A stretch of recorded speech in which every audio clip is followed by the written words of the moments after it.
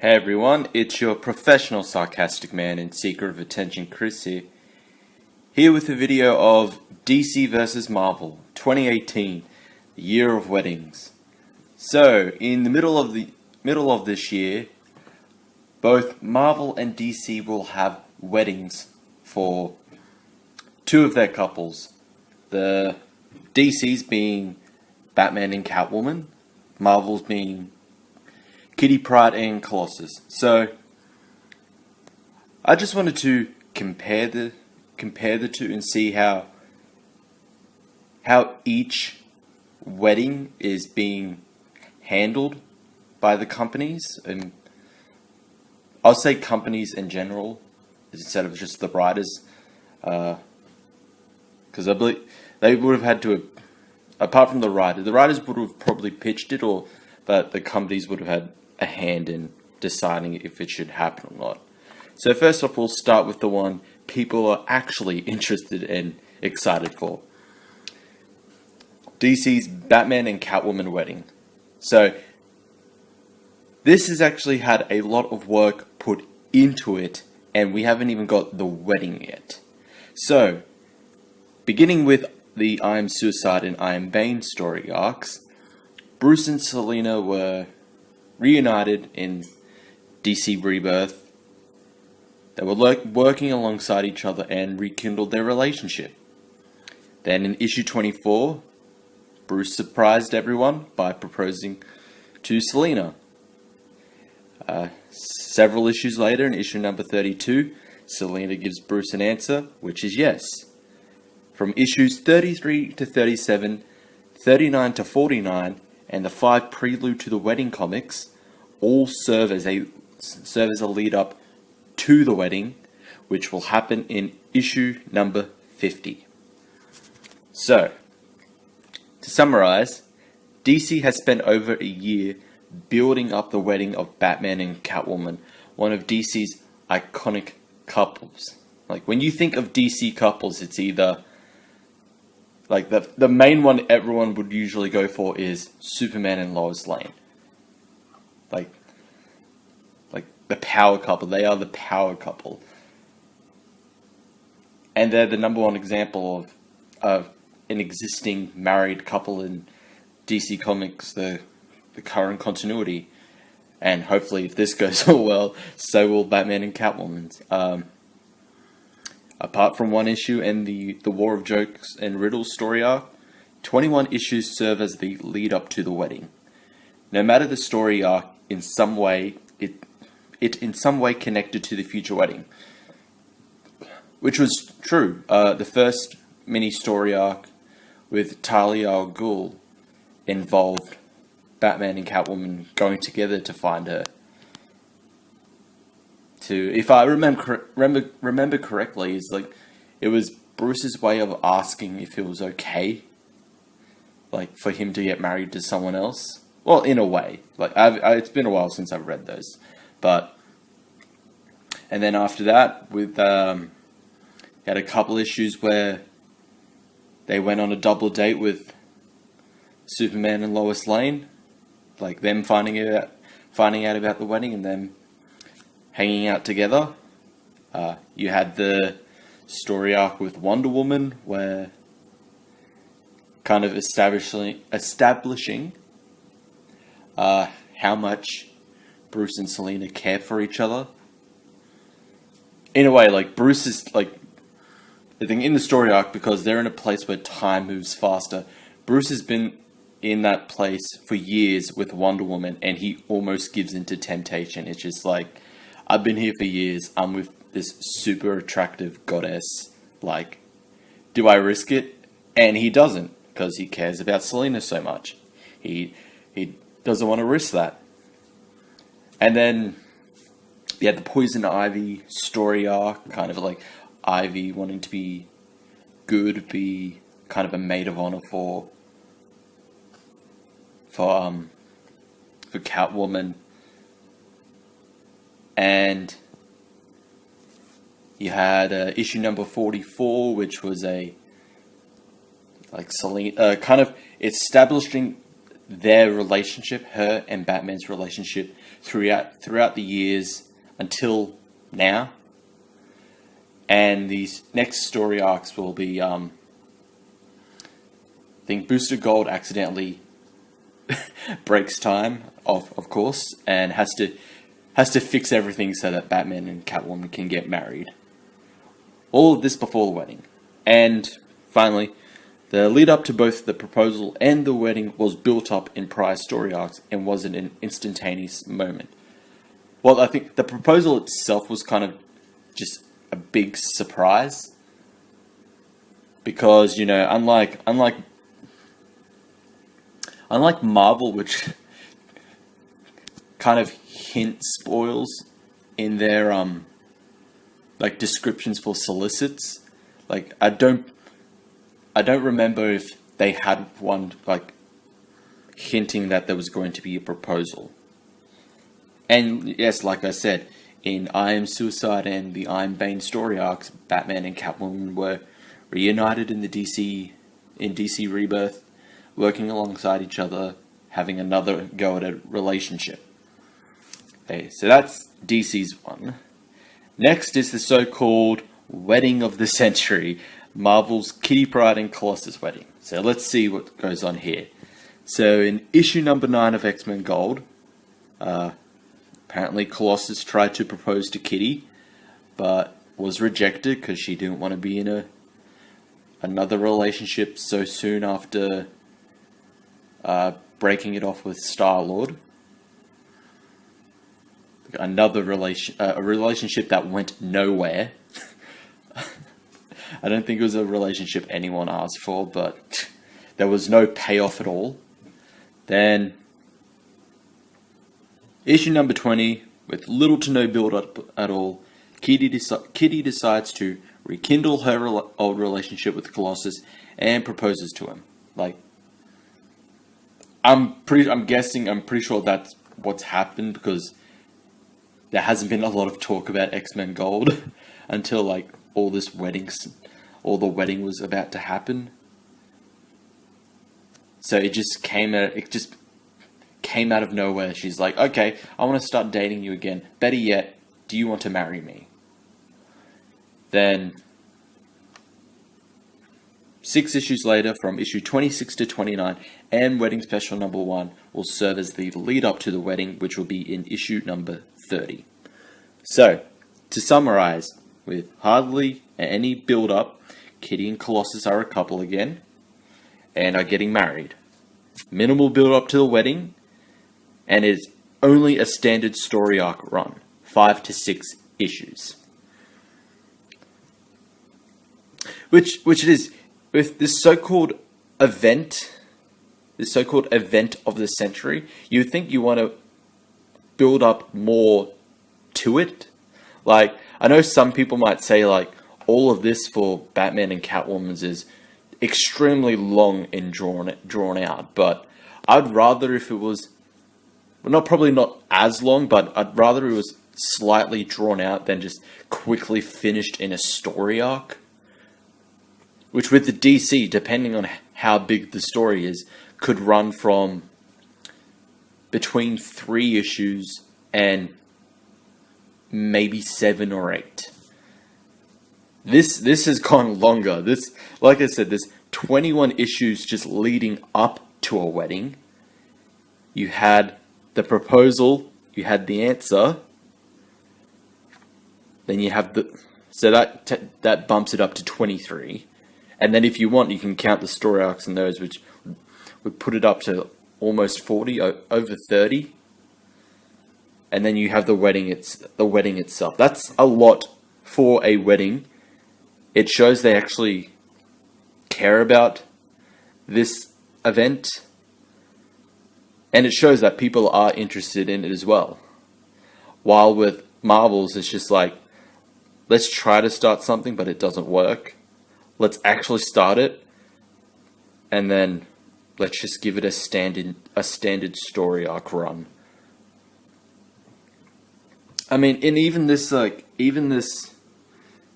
cover, it's a kind of plain looking cover. They're all just they're all just fixed in one position, looking forward. You have their arms here.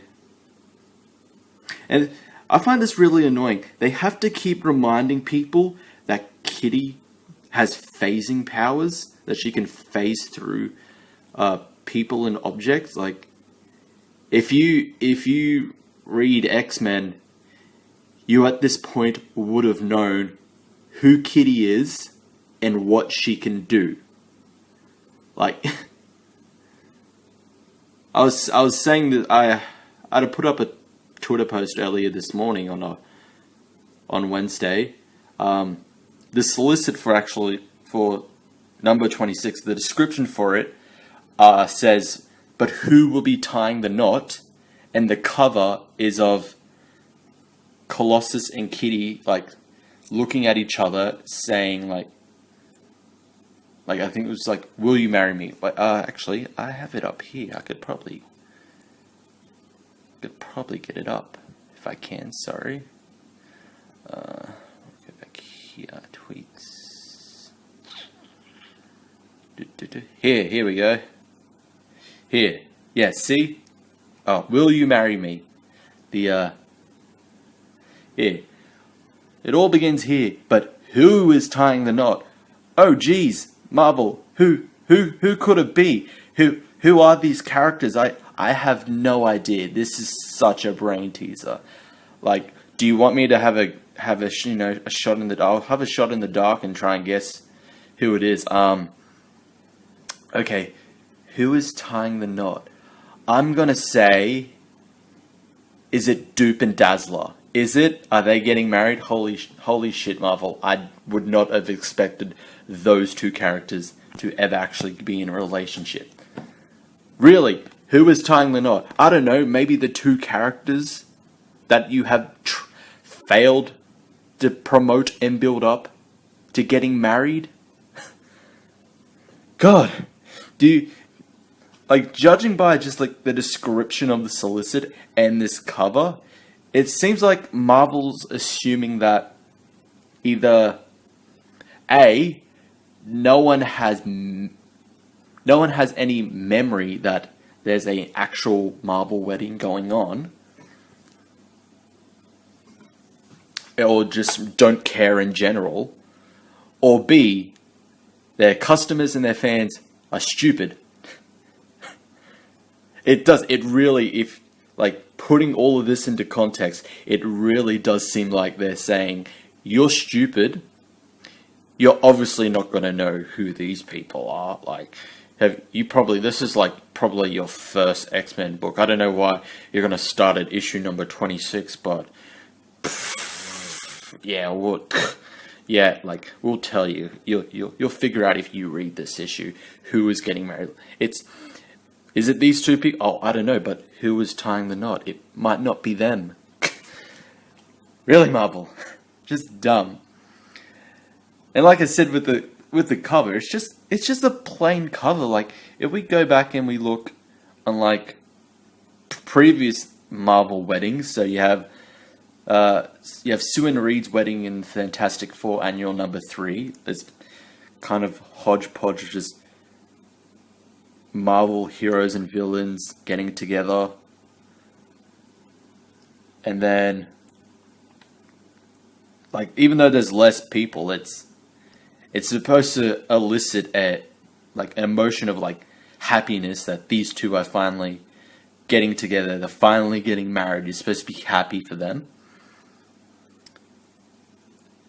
And then this, like, apart from the next one that's coming up, this is like one of the best ones from Marvel of a wedding cover of North Star's wedding. Like, look at all this. Like, all of these people, like, they're not all just in just one straight line, all facing this way towards you, the reader. They're all like around, all happy, all watching, all happy of a close friend and ally, or probably just someone they know if they're just, or an associate if they're just invited there. being happy, marrying the person that they love. See, that's what the cover is that's what the cover is expressing. And then, of course, you have the best wedding, Spider-Man and Mary Jane. Like, you go through all those three, except for maybe this. This one doesn't really. It just says the wedding of Stu and Reed. It doesn't really show, doesn't really show the wedding itself on the cover. But it's supposed to, from what I can interpret from this, it's trying to show that everyone's going to be there for the wedding. This is a wedding everyone's going to know in the Marvel Universe. So we'll have all the iconic characters on there. And then the rest are just this is the wedding, so we'll show them getting married. While with this one, you actually don't see them. You see their arms. You see everyone's reactions. And I don't know if you can see it properly. I probably can't because the focus on this is terrible. But look up this cover. I might be going crazy, but almost everyone's faces look remarkably similar. All they do, the artist, I don't know who the artist is, and I don't know if this is true or not, but from what I'm assuming is that it looks like they just, for most of the characters, they just copy and pasted and made slight alterations depending on the cover, on the character. So Gambit, he has different colored eyes. We'll just color his eyes differently. It's Star-Lord, he has a beard. Let's put a beard on him, or whatever. It's not an interesting cover. It's not compared to the other Marvel wedding covers. It's very. This is very bland. How am I supposed to be oh my god, it's a wedding? I'm so happy for these two characters who got forced into a relationship. Essentially, this is know how I said minimal build up to the wedding, or hardly any build up to them being a relationship? It's Marvel's attempt to capitalize on DC's upcoming wedding. Because if you look at the release dates, this comes first. But the Batman and Catwoman one has been going on since last year.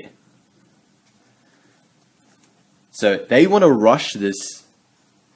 They want to rush this story arc, because that's what it is. It's essentially a story arc of Kitty and Colossus's wedding, by having the wedding in June, a month before Batman and Catwoman's wedding.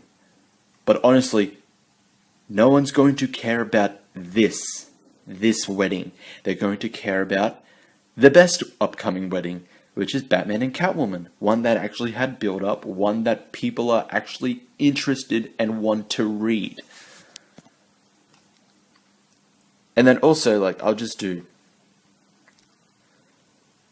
even check, we're checking DC's, some of their wedding issues, this is a great wedding issue. It's the simple kind of wedding. The bride, maid of honors and bridesmaids. You have the groom, he's best man and the others as well. For Donna Troy's wedding in Tales of the Teen Titans. And then you have Wally West's wedding. Another great cover. And then you have the next iconic two. You have the first wedding between Superman and Lois Lane. Eventually the Earth 2 Superman and Lois, their wedding. And then the current Superman and Lois, the ones currently in Rebirth, their wedding as well. And also, having noticed this, the wedding by Superman writers and artists, past and present. Did you know that for the wedding special number 1, Chris Claremont is going to be on it? Yes, he's going to be on the whoops, sorry, I'll just get it up. He's going to be on the wedding special.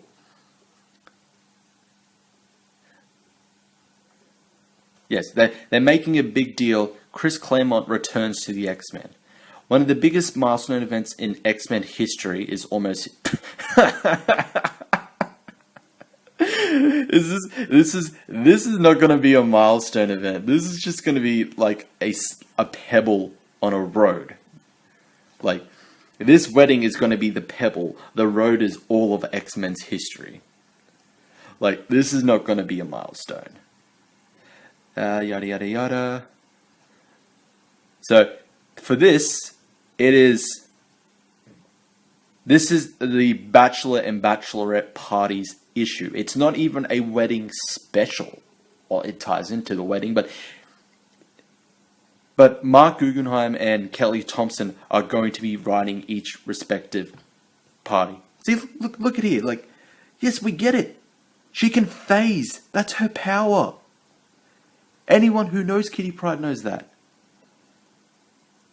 And look, plus a Kitty and Colossus story by X-Men scribe Chris Claremont. See, he's not even writing the main story of this issue.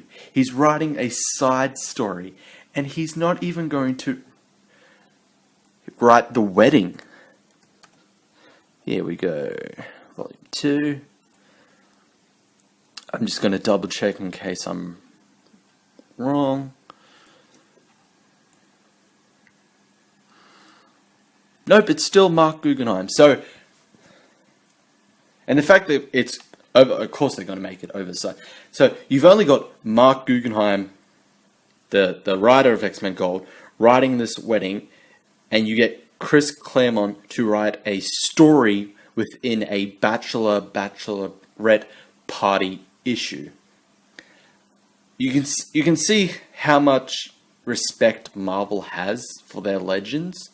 Like Chris Claremont, one of the legends, one of the best writers for X-Men, and he doesn't even get to write the actual wedding for one of the creations he co-created, Kitty Pryde. Like that just shows, like, given what happened with like Tom Brevoort and Jim Starlin, it shows how much they actually care about their legends. But anyway, to end it, yes, the Batman Catwoman is the real wedding of the century, not this X-Men Gold garbage.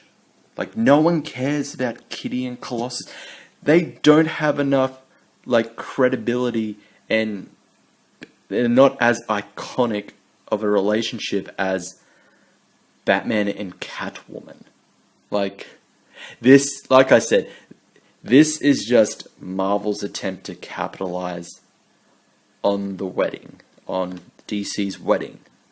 Because they're running out of ideas, they're seeing DC is doing well, so they're trying to just, well, if we copy it but not fix any of our problems, it'll definitely work. No, it doesn't. Legacy was the biggest example of you copying, keeping all of your problems. I will give anyone $50 if they can try and convince me that Legacy was not Marvel's attempt at DC Rebirth. Try and convince me of that. It 100% was, and it failed because they did not understand the whole concept and idea of DC Rebirth. To them, Legacy was just another relaunch and an excuse for a gimmick. Those were lenticular covers and Legacy renumberings, which they are going to drop for some of them anyway in Fresh Start. So what was the point? You just wanted to reach like anniversary numbers like Daredevil number 600 or Captain America number 700.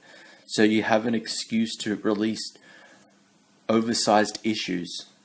Out of those two, Daredevil one, the Daredevil one was actually good. The Captain America one was terrible except for that Wade Kirby story at the end, which was 100 times better than anything Wade or Spencer has written.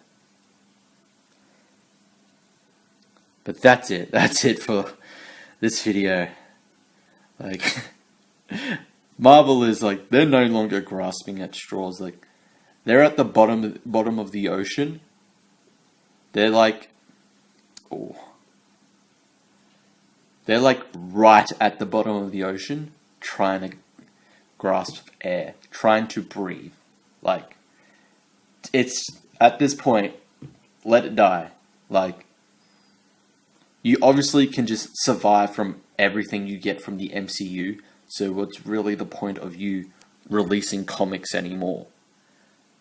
There's only a very, very, very small amount that are actually good. But even then, they don't sell like huge tier numbers. Which is unfortunate because, like I said, some of them are actually good and should get more attention. But no, Marvel wants to push crap like this and Squirrel Girl and terrible events and another relaunch. Sorry, line-wide overhaul.